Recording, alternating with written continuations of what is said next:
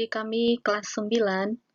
Bertemu lagi dengan saya Renta Simanjuntak di video pembelajaran IPA materi listrik statis ya. Nah, jenis listrik yang akan kita pelajari pada materi ini bukanlah listrik yang digunakan untuk menyalakan lampu atau menghidupkan televisi dan kipas angin ya. Namun, kita akan mempelajari listrik yang terjadi akibat adanya interaksi antar muatan. Nah, pada materi ini, kamu akan mempelajari listrik yang tercipta saat muatan listrik terbentuk pada suatu benda. Nah, listrik semacam ini disebut dengan listrik statis. Baik, sekarang kita lanjut. Tadi di awal sudah Ibu jelaskan bahwa listrik statis itu terjadi akibat adanya interaksi antar muatan, ya. Nah, muatan listrik itu apa? Muatan listrik itu kalau di dalam fisika dilambangkan dengan huruf Q, ya, satuannya coulomb atau sering ditulis dengan huruf C besar. Nah, muatan listrik itu adalah muatan dasar yang dimiliki oleh suatu benda, oke? Sehingga dapat menimbulkan gaya pada benda lain yang mengandung muatan listrik juga, yang berdekatan, gitu ya. Nah, pembahasan muatan listrik itu tidak terlepas dari teori atom. Nah, apa itu atom? Atom itu adalah bagian terkecil penyusun suatu benda. Nah, atom itu sendiri tersusun atas inti atom dan kulit atom. Anak didik kami boleh lihat pada gambar sebelah kanan. Pada inti atom terdapat muatan positif yang disebut dengan proton dan neutron. Neutron itu netral. Sementara pada kulit atom terdiri atas elektron. Elektron itu adalah muatan negatif ya. Nah, besar masing-masing muatan proton dan elektron adalah 1,6 kali 10 pangkat min 19 kolom. Yang membedakan hanya jenis muatannya, satu positif dan satu negatif, oke? Nah, kemudian suatu benda dikatakan netral apabila jika jumlah proton sama dengan jumlah elektron. Nah, bagaimana jika tidak sama? Sebuah benda dikatakan bermuatan positif apabila benda tersebut kekurangan elektron. Sementara benda dikatakan bermuatan negatif apabila kelebihan elektron. Nah, kemudian alat yang digunakan untuk mengetahui apakah suatu benda bermuatan atau tidak dapat menggunakan elektroskop. Anak didik kami boleh lihat pada gambar yang ada di pojok kiri bawah. Itu adalah gambar dari elektroskop. Oke? Baik, anak didik kami, sekarang kita lanjut materinya. Sekarang tentang pemberian muatan listrik pada suatu benda ya. Nah, pada umumnya benda itu bersifat netral. Benda netral memiliki jumlah proton sama dengan jumlah elektron. Nah, suatu benda netral dapat menjadi bermuatan listrik positif atau negatif dengan cara melepas ataupun menangkap elektron. Jadi, anak didik kami tolong digarisbawahi bahwa yang dapat berpindah itu hanya elektron, karena tadi elektron itu letaknya pada kulit atom ya. Nah, proton tidak bisa berpindah. Oke, tolong digarisbawahi. Nah, sekarang yang Ibu akan buat contoh. Contoh ini yang sering keluar di ujian, yaitu pemberian muatan listrik pada benda. Di sini Ibu buat cara singkatnya, anak-anak kami boleh hafal kasut seawall ya. Nah, kasut seawall itu adalah kaca digosok dengan sutra. Jadi itu udah pasangannya ya, kaca digosok dengan sutra, kemudian sisir plastik digosok dengan kain wol. Oke, nah sekarang kita mau lihat bagaimana proses perpindahan elektron pada kasut seawall. Oke, anak didik kami silakan lihat yang pertama untuk kaca dan sutra. Yang pertama itu adalah kacanya masih netral, kemudian kain sutranya juga netral. Nah, kemudian setelah digosok, maka kaca akan bermuatan positif. Kemudian si sutra akan bermuatan negatif. Oke, berarti kenapa elektron dari kaca akan berpindah kepada kain sutra. Ingat, elektron dari kaca ketika digosok akan berpindah atau diberikan kepada kain sutra, sehingga si kaca kekurangan elektron, sementara si sutra kelebihan elektron. Maka kaca menjadi bermuatan positif, sementara kain sutra bermuatan negatif karena sudah kelebihan elektron ya. Nah, kemudian sisir plastik dengan kain wol, sama halnya ya. Nah, di sini Pertama-tama itu sisir plastiknya bermuatan netral juga, kain wol juga bermuatan netral.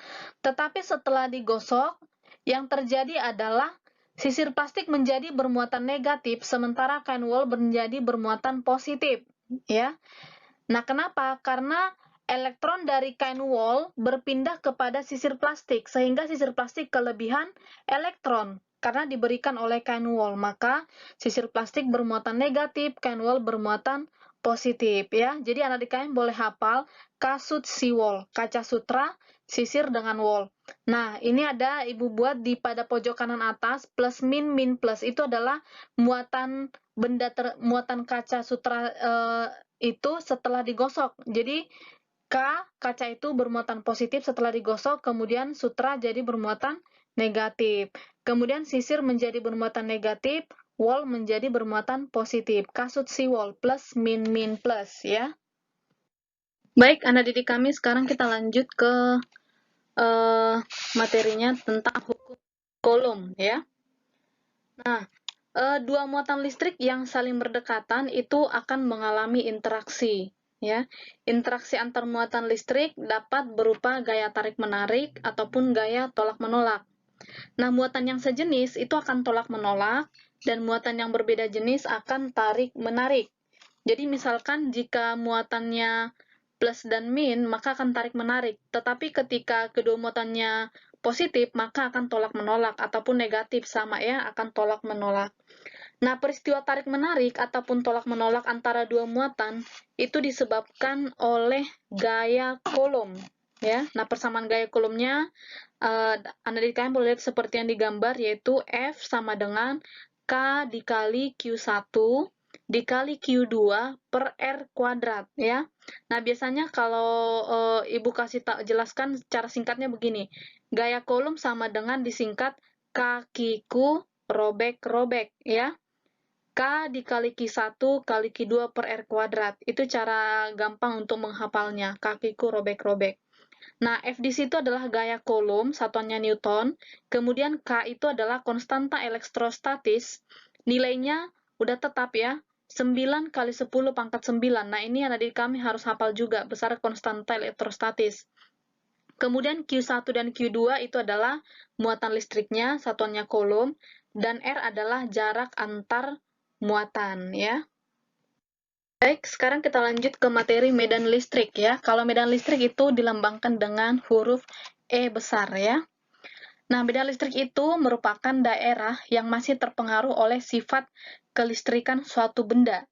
Nah, sifat kelistrikan benda itu dapat ditunjukkan oleh adanya garis gaya. Nah, garis gaya ini biasa digambarkan dengan anak panah. Anak didik kami boleh lihat gambar yang ada di sebelah kiri, itu ada dua muatan positif dan negatif. Untuk muatan positif, arah garis gaya atau arah anak panah adalah keluar atau menjauhi muatan positif. Sementara untuk yang bermuatan negatif ataupun elektron, arah garis gayanya akan menuju muatan tersebut, ya, jadi mendekati. Jadi anak didik kalian boleh hafal, kalau arah medan listrik keluar dari positif, kemudian masuk menuju negatif. Nah, besar dari medan listrik dapat kita hitung dengan E sama dengan F per Q0. Ya, F itu tadi gaya Coulomb.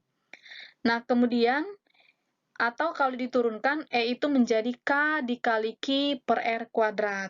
Oke, anak kalian boleh hafal lagi apa itu E, apa F, apakah Q0 dan R. Nah, Q0 itu adalah muatan uji. Muatan uji itu maksudnya begini, misalkan sebuah muatan yang diam didekatkan dengan muatan yang lain. Nah, muatan uji itu adalah muatan yang didekatkan itu sebagai muatan uji, ya. Baik, anak didik kami, sekarang kita lanjut ke materi beda potensial dan energi listrik, ya. Nah, kalau beda potensial itu dilambangkan dengan huruf V besar dari kata voltage, ya. Dan energi listrik dilambangkan dengan huruf W besar. Nah, sebelum kita masuk ke persamaan beda potensial, anak didik kami silahkan lihat gambar yang di sebelah kiri. Nah, itu adalah gambar petir. Oke? Anak didik kami harus tahu bagaimana petir itu terjadi, ya. Nah, petir itu terjadi ketika awan dipenuhi dengan muatan listrik. Muatan positif akan terbentuk pada bagian atas awan. dan muatan negatif akan berada di bagian bawah awan. Nah, ketika muatan positif dan muatan negatif semakin besar dan menjadi cukup besar, akan terjadi percikan besar antara awan. Nah, biasanya petir terjadi di antara awan, namun terkadang terjadi antara awan dengan permukaan bumi juga ya. Nah, muatan positif yang muncul pada permukaan bumi akan menarik muatan negatif pada bagian bawah awan. Nah, muatan positif pada permukaan bumi akan terkumpul pada sesuatu yang menonjol seperti pohon, bangunan, bahkan manusia. Nah, ketika muatan positif pada permukaan terhubung dengan muatan negatif pada awan, nah percikan besar akan terjadi. Percikan tersebut merupakan petir yang biasa kita lihat. Nah, jadi pada dasarnya, petir merupakan fenomena listrik statis yang terjadi secara alami dengan cakupan yang besar ya. Nah, sebelumnya telah dijelaskan bahwa listrik statis merupakan fenomena kelistrikan tanpa adanya perpindahan muatan listrik. Sementara listrik yang biasa kita gunakan di rumah itu merupakan listrik dinamis yang ditransmisikan dari pembangkit-pembangkit ya. Nah, kemudian didistribusikan ke setiap rumah melalui saluran konduktor. Nah, itu dia proses terjadinya petir. Jadi karena ada beda potensial antara awan yang satu dengan awan yang lainnya atau antara awan dengan permukaan bumi ya. Nah, jadi muatan itu dapat berpindah karena adanya beda potensial. Ingat tadi muatan yang berpindah adalah elektron. Nah, sehingga besar beda potensial dapat kita hitung dengan V sama dengan W per Q. Tadi V beda potensial, W itu adalah usaha ataupun usaha yang diperlukan ketika si muatan berpindah, itu dia ya.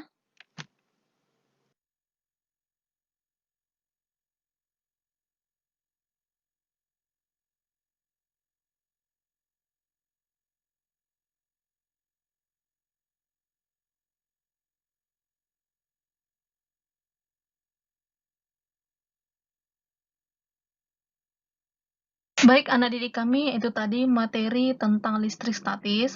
Semoga video ini bermanfaat.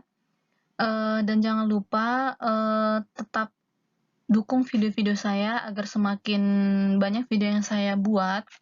Dan jika ada materi yang anak didik kami yang belum mengerti atau ingin saya buat video pembelajarannya, boleh ditulis di kolom komentar ya. Terima kasih, salam sehat.